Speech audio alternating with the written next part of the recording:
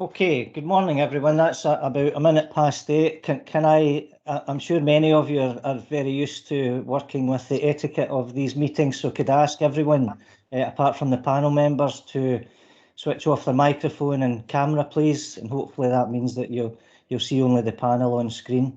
Very warm welcome this morning at this early hour, and if you're watching the recording, it's probably a belated warm welcome in the morning. I'm not quite sure how that works.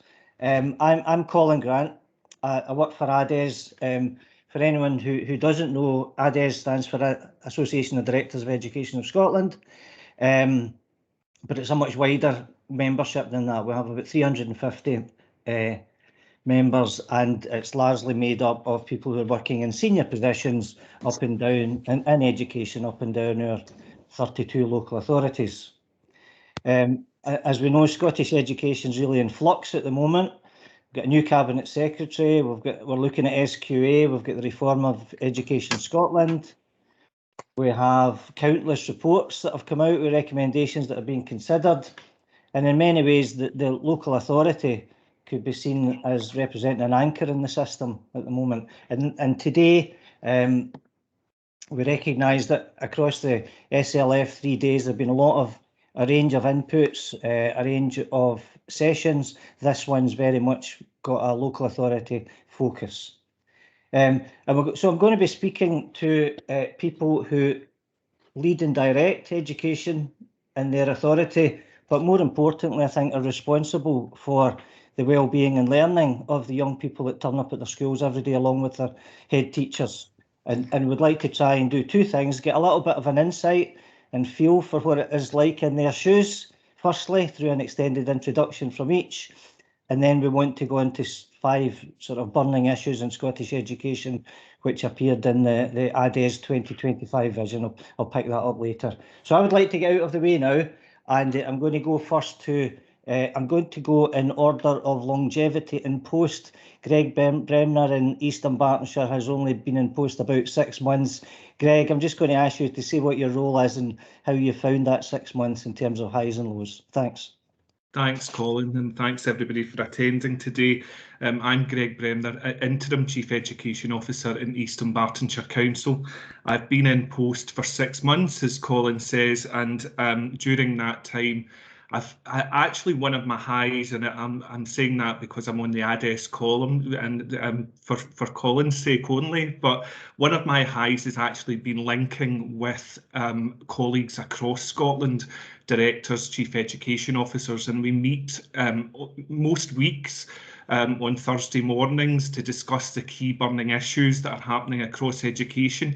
And never more so than in the last year, I would say that has been the case, where we've had to meet very regularly to discuss new guidance or guidance related to COVID. That for me has been a high in being able to work together with people and look at the things that are the burning issues and how we can work through them and see them together. One of my other highs in this new job, well, actually, I'll go to a low, is you know, dealing with the pandemic and dealing with the children either being in and out of school, young people and their examination results, and the well-being of young people has been, as a leader of education in East Dunbartonshire, that's been one of the things that I've grappled with over the last year. And I'm really fortunate to have had a successor who had great vision for that. And my education leadership team that are newly formed are really doing a great job to work with me. And I think it's all about working with that team. So for me, some of the lows have been around the changing landscape and how fast that landscape has changed in the last while. But the main high for me is working collaboratively with others, and not just within education, Colin. I think in East Dunbartonshire, it's, you know, we're a small team in East Dunbartonshire, but we work very, very closely across all services, facilities management, legal, demographic, all of our HR processes as well. In this job, it's not solely education and education itself. We have to work with lots of people to be able to support that. So those are my highlights. That's great, Greg, thanks. And we'll come back to you, of course, later when we're going to talk about curricular issues, okay? Going to go to Gillian next. Gillian in Dumfries and Galloway. Gillian, you were really fortunate to have a tremendous predecessor that you learned a lot from. But how has your last 18 months been? Oh, we missed you terribly, Colin. Yeah, so I'm Julian Bryson, Director of Skills Education and Learning in D&G. I've got about 2 years experience here as Director, but I've been in D&G for 20 years and 10 of them as Head of Service. So I'm D&G through and through. So again, like Greg, it was a real benefit to come and work with colleagues. That's a real high for me, is actually seeing the way other people do things, working with other people and getting that outside view. So ADES has just been fantastic over the last couple of years in terms of support, perspective and good humour.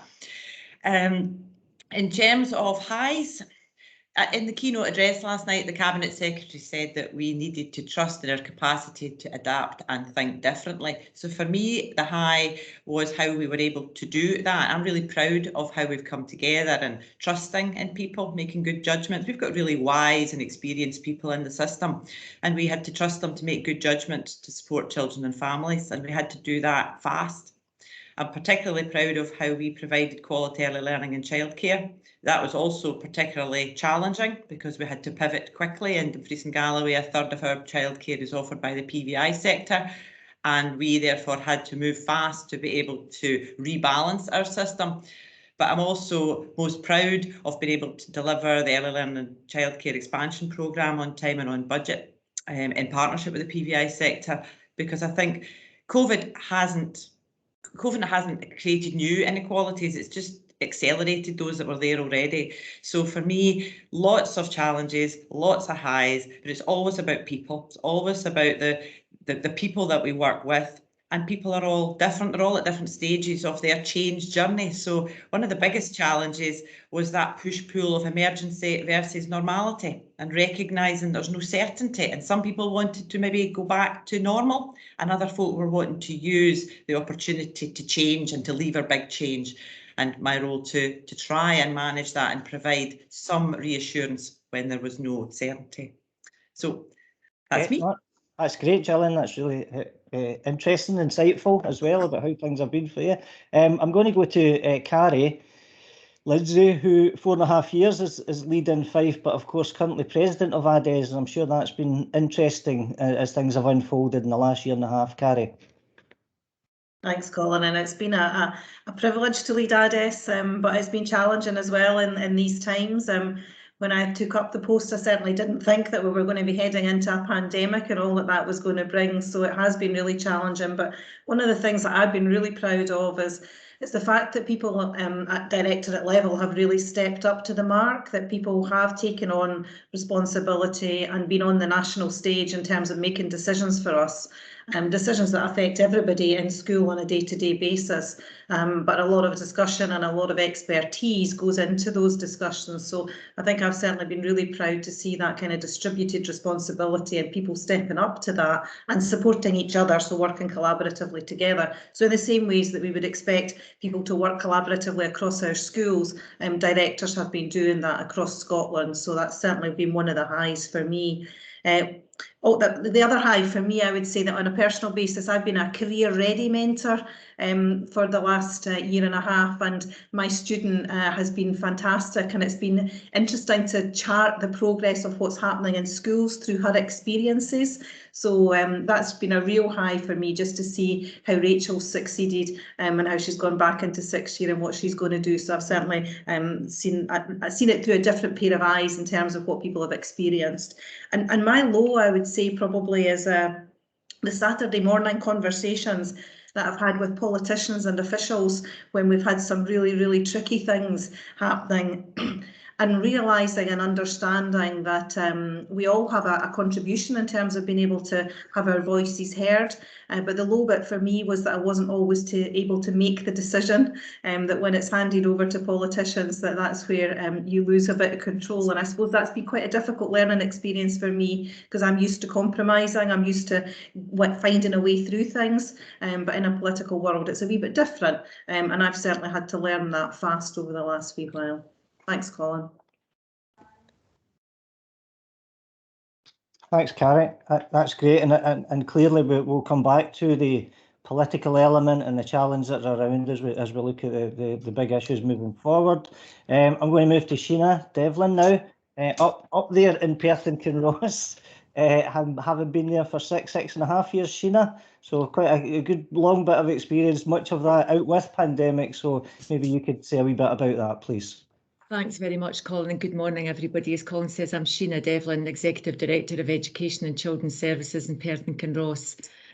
And this was actually a challenge in itself, just to try and identify some particular highlights. But I've been interested in listening to Greg and Carrie and Gillian, because I think you're going to hear a pretty common theme in terms of what constitutes highlights for us in our role. And certainly in the role of director, pre and post pandemic, one of the things I always seek to do is find ways to fill me up in this role, because it can be so challenging in so many different ways.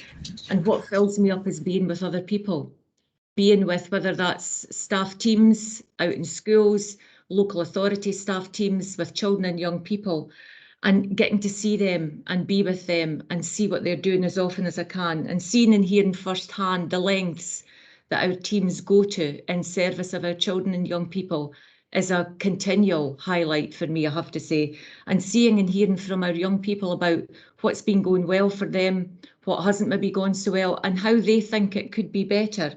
All of that is really, really important.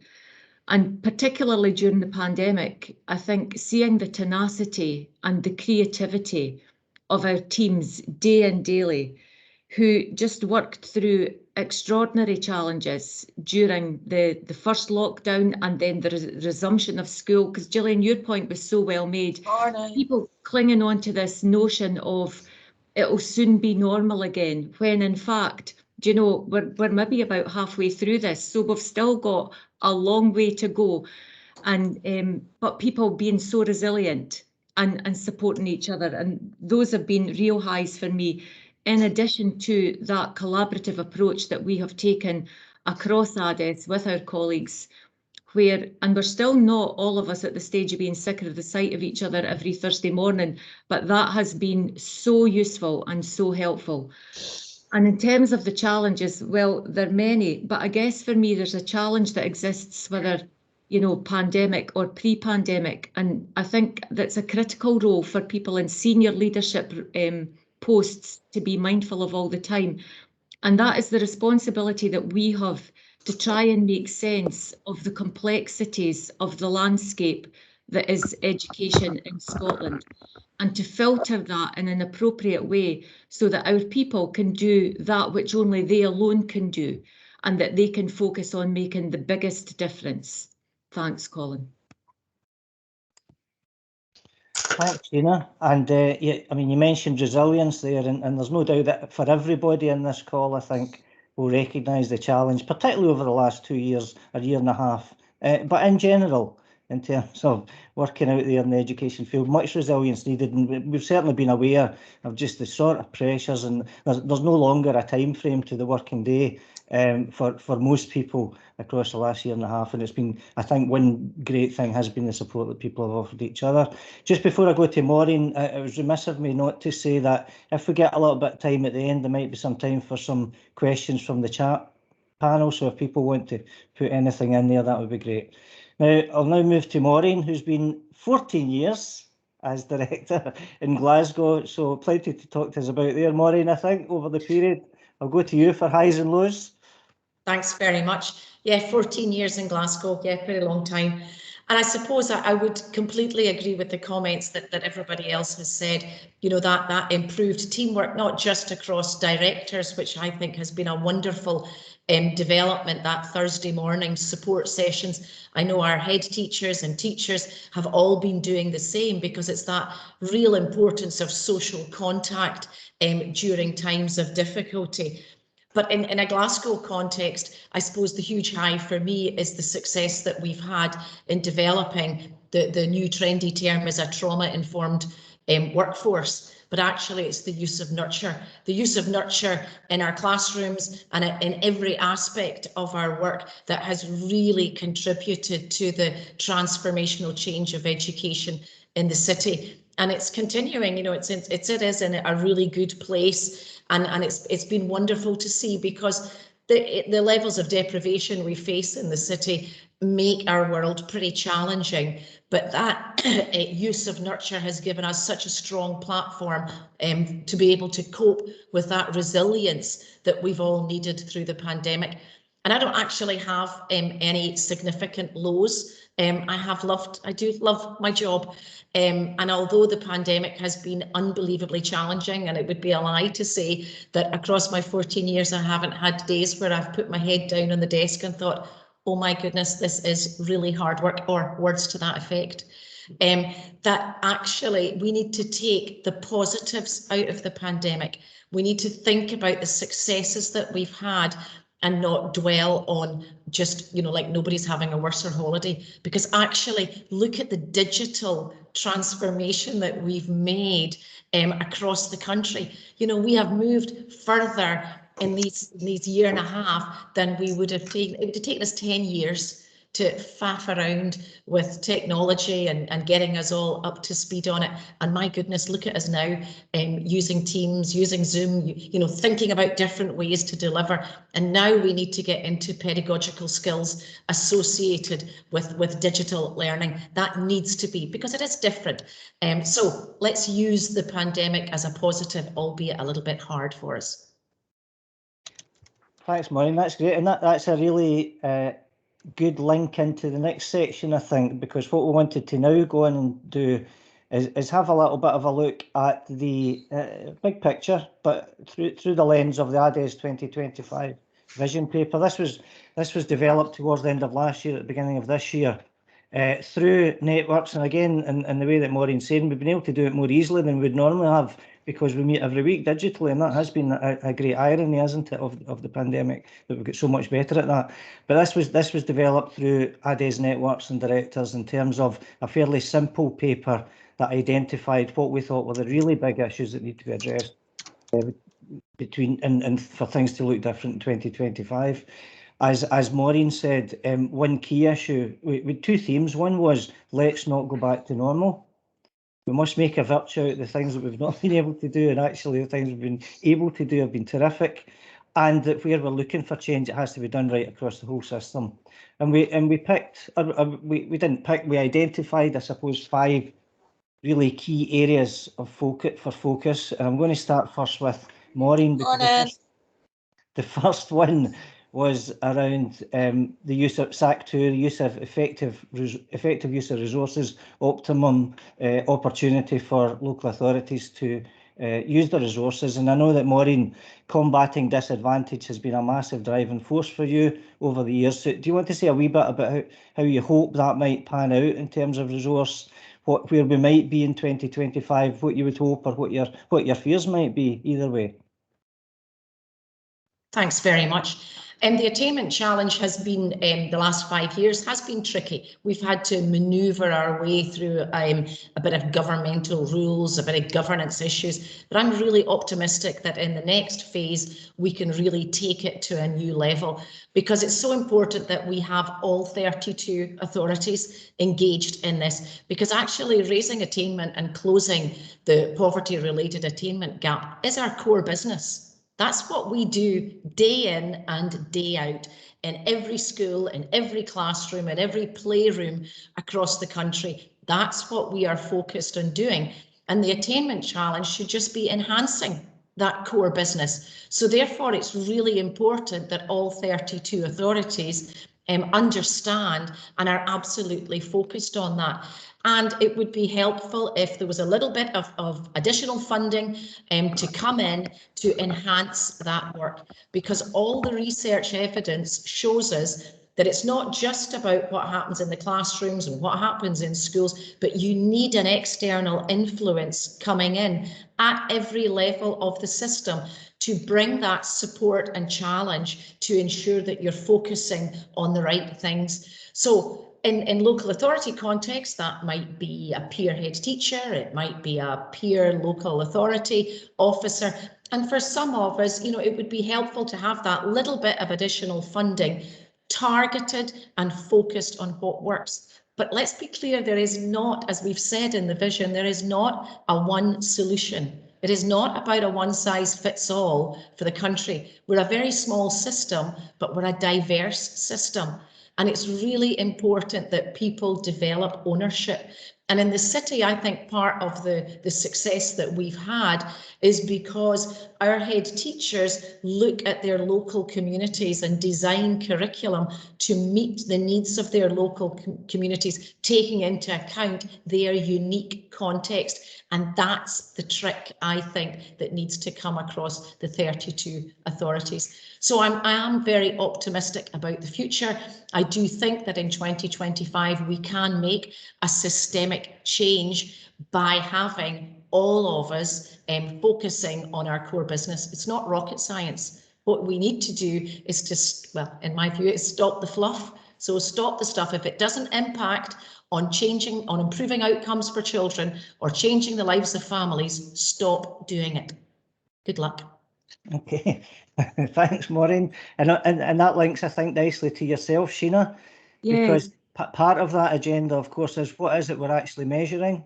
What is it that people end up with in terms of recognising their achievements? We know that qualifications are up for discussion, as is the general assessment position. And I wondered if you wanted to give some thoughts around that, please. Certainly, Colin, but could I pick up on just something that Maureen said there, because I think that's really just worth hitting home. You know, as we're going around some of our supermarkets just now, we're seeing lots of shelves empty. The girls had that last week. Good morning, folks. I think some folks not muted. I'm loving hearing the business from the school, but if everybody could just mute just now, that would be great. But although I bet some of those young people in those schools will probably talk more sense than some of us here on this call, so let's not discount inviting them back in. Yeah, Maureen, you're absolutely right. You know, we're seeing empty shelves in supermarkets, and a shop that's been empty for a good while is the Silver Bullet shop, you know, and the shelves there will never be restocked. There is no silver bullet that will do the business for everybody all of the time. And I think we've got to stop looking for that and thinking that we'll be able to, you know, buy that, bring that in and use that. And I couldn't agree more. Let's focus on, we know what works. You know, I keep going back to a report from way back in the early 2000s. It was Susan Deacon's Joining the Dots report. And in there it said, you know, we know what works, so let's just do it. And we know what works, and we need to be able to just get on and do that. And that, I think, comes back to the bit about if we just strip away some of that apparent complexity and let folks do what they're able to do best, then I think we really will see big progress made. But Colin, sorry, you're right. You'd asked me to pick up on the assessment angle, and I'm thinking back to the publication of the ADES 2025 vision, which, as you said, was in February this year. So it predated the publication of the OECD report in June and predated the publication of the Stobart report most recently, just a couple of weeks ago. And in that report, we had made a pitch, hadn't we, for those big things that we thought would make most difference in terms of achieving the aspirations around excellence and equity. And one of those was about a comprehensive review of assessment across all sectors of education, learning the lessons from 2020 and 21. And in that, you know, the pandemic, I always look for opportunities to say God bless the pandemic in terms of what it's brought us, because there have been many positives, but it's also exposed a number of weaknesses. And Gillian, you touched on that in your introduction as well. And I think one of the weaknesses that it did expose was our current system of awarding qualifications, particularly an over-reliance on exams and formal testing, and that fragmented, if you like, ladder of qualifications approach. And this ladder approach is discussed at length in the recent Stobart review of senior phase qualifications. One of the International Councils of Education Advisors, Andy Hargreaves, said earlier in this year in 2021, when the diet was cancelled again, Scotland cancels final exams for 2021, an opportunity to rethink assessment strategy in perpetuity, perhaps. So what I say to everybody is, let's grasp this opportunity with both hands, because we have had opportunities before to look quite differently, and we didn't take the full extent of those opportunities. So I guess I'm sitting here thinking, you know, will we do it this time? And I think it will be remiss of us all, actually, if we don't. So whilst the spectrum of views on what the future of assessment should look like is extensive, we've got views that range from seeing exams as the gold standard of assessment to the position that exams mainly test how well the candidates are coached to sit them. But I'm not sure that an exam versus coursework kind of dichotomy argument is really helpful, because it surely misses the point that different forms of assessment test different things. And Carrie, when I was flicking through emails this morning, I was looking at the daily, it's the LGIU that comes in, and you're quoted in there. I don't know if you've seen that you were quoted in there in the Times talking about exactly this, although the headline's perhaps not terribly helpful, where it says pupils to be graded for happiness and shift from academic focus. And I mean, really, that just does nothing to help the cause, does it? Because it's just another way of seeing things in a binary black and white world, and we don't operate and live in a binary and black and white world. And for me, it's absolutely got to be about the blend of what's right. So we do need to identify different ways to assess, and importantly, to accredit young people's learning in a variety of subjects, a variety of contexts. And for me, the starting point has to be what's best for our children and young people for their future, that's not coloured by what we hold on to from our past. And that's got to be the starting point, I think. Thanks, Colin. Okay, thanks, Sheena, and I totally agree about grasping the opportunity, because I think that there will always remain a danger of not very much happening very quickly. That's the risk. Although everybody thinks, most people think it should, we do tend to have we're quite conservative with a small c in terms of taking risk in Scotland, and there's no doubt at all that sometimes inertia means it's easier just to kind of let things keep running. So I think you're dead right. I really hope that there can be change, and enough people can be saying that. Linked to that, of course, you can't get away from linking curriculum and assessment. And Greg, I know that you were keen to speak about one of the other bullet points in our ADES vision, which was that the curriculum should be regularly reviewed with the involvement of all stakeholders to ensure that it continues to be sufficiently flexible to meet the individual and collective needs of all learners. So, Greg.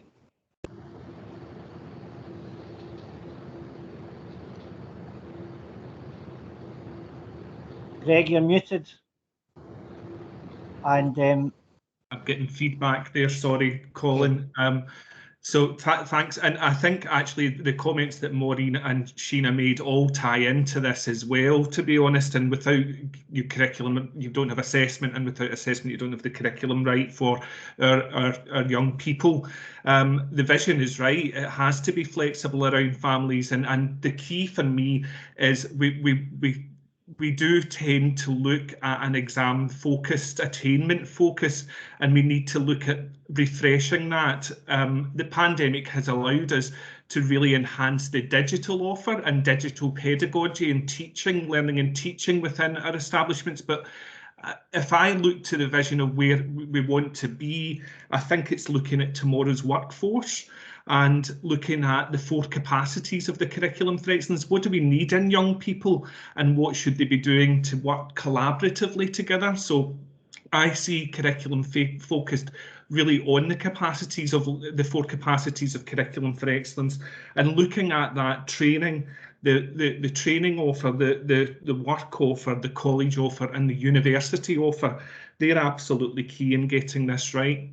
So again, I think we need to work, as Maureen said, every authority is different and every school is different in that. So we need to work with our young people and our parents to look at the rationale for the curriculum within each school and look at the direction that that school requires and the needs of the families within the schools, and look at the alternative pathways and the creativity that we can afford them in that way.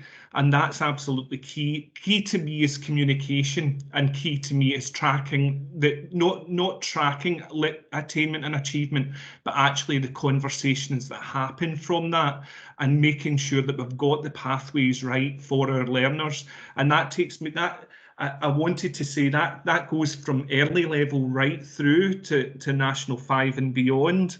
It's about making sure that that children are enjoying learning, and that I think we get away from that sometimes and we become too attainment focused. But actually, if you've got the curriculum right and you've got the curriculum differentiated within your learning and teaching, then you will get high achieving young people who will want to do the best, and it's about that pathway being correct for them and knowing what they want. So I see a key element of this being SDS as well, Skills Development Scotland, and working in partnership with them to see what's developing the young workforce like in our schools. How can we embrace that more to make sure that we are offering opportunity for different types of employment? Is ultimately this is about, you know, developing Scotland as a society, and it's not just about academic purpose, but what are the foundation apprentices out there? What type of workforce do we need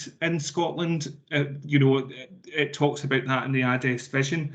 So, and I think it's very much about working with parents as well as young people to understand what they need. Now, staff are key in this, and in Eastern Bartonshire, we're very much reviewing the curriculum rationale in secondaries as well, and looking at the 21-hour week and seeing what the offer will be. But we need to link more with third sector. I think that's something that's coming out from Eastern Bartonshire's perspective, and probably across lots of authorities in Scotland. What can we do with third sector colleges, universities, to give that offer and create that flexibility? And if I go right back to early level, right, and we go to early years, we're developing those children. We need that early intervention, and it brings me to the nurture aspect as well, which is key to this, and supporting young people to be able to learn in the best way possible. And if we address the well-being needs for our young people, that's when we get it right. That's the foundation block for me to getting it right and getting them to be able to thrive and learn in the best possible way. And one of the last things, Collins, we've got very, in Eastern Bartonshire and across Scotland, I'm sure, we've got very talented teachers, and sometimes we don't listen as well as we should to how teachers could develop the curriculum. And leadership, for me, of teacher leadership, is absolutely essential in getting them to know their children and understand the needs and the family needs that sit around their children, and what the positive destinations would be. Taking it through, and not just thinking as a primary teacher or an early years practitioner about that, the then and now, but what everybody needs to be looking at, the goals towards the future, and what the workforce will be in Scotland in that creative way rather than just academic way. Sorry, I'll come off my soapbox now, but it's a passionate one for me. That's good, Greg, because we want to hear views. I'll give you a breather, but we might come back to you on some of that if there's time at the end. I was also interested that you dropped that wee 21-hour nugget that most people haven't been talking about yet, which is fascinating. But I'll give you a breather there, and I'm going to go to Carrie. Carrie, let me quote what we said in the ADES 2025 vision about children's services. Children's services and education staff must work even more closely together to intervene and support all children, young people and families who experience educational or social disadvantage. That's a particularly hot topic at the moment, I think, with proposals that are around. Do you want to talk us through some of that, please? Thanks, Colin. Yeah, and just picking up on, Greg was talking there about the needs of families. So that's what this is about, isn't it? That we know that we're not going to change the life experiences of our children and young people by wholly looking at what happens in the four walls in the classroom. And I think that the nurturing of the whole family is really important here. And that's what we're talking about when we're thinking about how we work across children's services. We've got some big key issues around at the moment. We've got the National Care Service consultation that's out there. We've also got the Promise, which are encouraging us to work more closely together and to really be thinking about what part we all play to deliver for our children and young people and their families. So there's something for me about better understanding the complexity of poverty and how the different organisations come together to support that. And I think Greg touched there on the third sector, which is key for us. But it's also key that we think about how we work with housing. I had a complaint came in the other day about a family who were really struggling to get their kids to school and really struggling with life in general, and they were in a kinship care arrangement. And I could see that actually the only thing that was going to help that situation was to get them a bigger house. That was the only thing that was going to work. So that's what I'm trying to do at the moment. And I think that, you know, we need to think beyond the school, and I think a lot of people do that, but it's really challenging when you're in a class and you're thinking about what your children are learning on a day-to-day basis. Sometimes it's hard to get out and think through that lens of children's services. When I was a head teacher, which was many years ago now, and I worked in Cowdenbeath, that's an area in Fife, an old mining community, and we very much had a children's services approach to what we tried to do. But it was quite challenging for a lot of my staff at that point in time to take that on. And I think that we have to create a culture where we allow staff the time and the space to be able to work with their partners and understand each other. In Fife, before the pandemic, we had started doing some shadowing work, so that, for example, social workers were shadowing guidance teachers. And one of the social workers said to me that they'd never realised that a guidance teacher taught classes. Well, they do in Fife. I know that's maybe not the same everywhere. But I think they thought that a guidance teacher sat in a room and waited for a phone to ring. So this social worker then said that she understood now why she didn't always get a phone call back that afternoon, or sometimes it was the next day. So I think there are lots of ways that we need to take steps to try to ensure that we understand each other's business as part of children's services.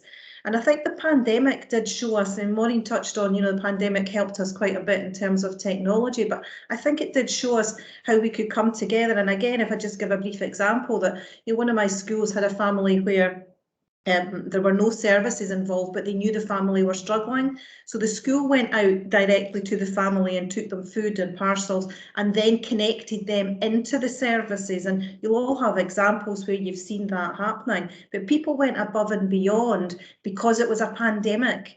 But then we retreat back into our, I don't like the word silos, but we retreat back into our professional comfort areas, I suppose, is the way that really I think of it, where actually we need to break out of that, and we need to say, you know, what is it? Who can help me? You know, who do I need to pick up the phone to, rather than trying to sort everything ourselves? So I think the pandemic did show us a wee bit how to do that, because that learning is about more than just what happens in the playroom or the classroom. It is about what happens in a local area, what happens in a child or a young person's life, and we need to make sure that we are connected enough into that, and not just connected into the learning in the classroom. So Sheena talked about some of the reports that are around. The Audit Scotland report is another one, and it does recognise that there needs to be a more joined up approach to child poverty within the Scottish Government. So I think we should all be asking for that wherever we can, and that takes me back to the National Care Service consultation that's currently out. And if you've not had a look at that, then I would encourage you to have a look and to make some comment back on the consultation. That the proposal in there of children and families social work, some people call it children's services social work, but children and families social work going into the National Care Service. And is that a good thing? What does that mean for children? My view is that we should have all of children's services in one place. So allied health professionals, education and children and family social work. My ideal would be to have them all in one place where they really are connected together, and thinking about the transition into adult services, which is another key point. I'm not going to go into that one today. So I think that is really important that we respond to that. And similarly, I mentioned the promise. I think, again, it's really important to be thinking about all of the services, looking at the promise and what that means to us, and not education just looking at the section that says that children who are looked after shouldn't be excluded. I can't remember, there are various points, but looking at the whole aspect of it, about children belonging in their community. In Fife, we have a phrase that is belonging to Fife.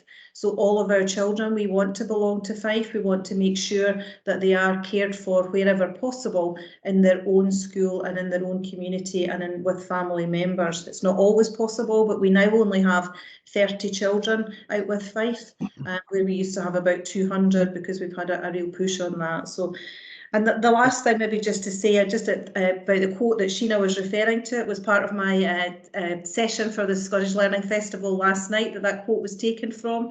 And what I was saying in there was that it's very much about not just focusing on academic attainment, which the Audit Scotland report is actually pushing. When you read what it's actually saying, they are saying that we don't have enough good measures of things other than the more old-fashioned academic attainment measures. And I suggested that, you know, we need to think about how happy our children are. I do genuinely believe that.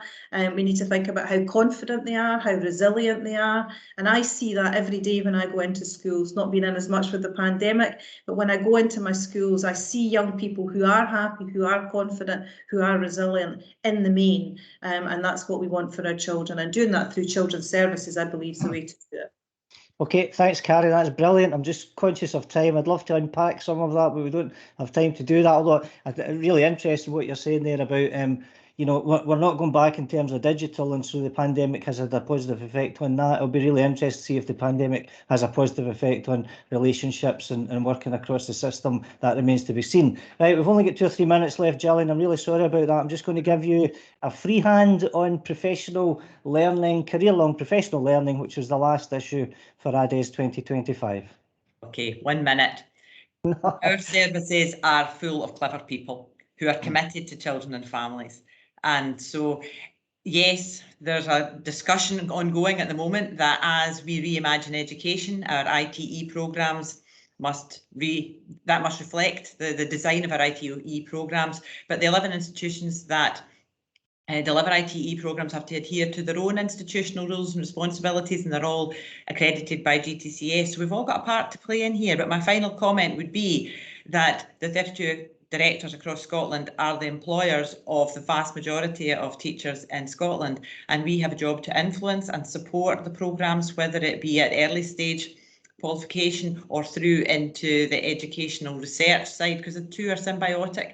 We need to work more closely together, and in 2025, I would like to see a continuation of a growingly more confident workforce who can fully engage in educational research and create the arguments, the robust arguments against some of perhaps the more nuanced conversations that we're seeing that Carrie, Sheena, Maureen and Greg have already referred to today.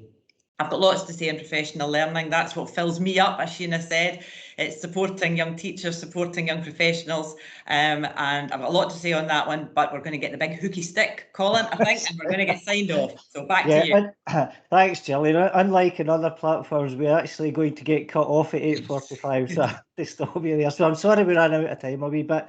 It just leaves me to say thanks very much to the 96 people who are on the call. I hope you've found something of interest here and got a wee bit of insight into what it's like to be a director, or the views from directors. I'd like to thank the contributors and the people that have prepared for this morning.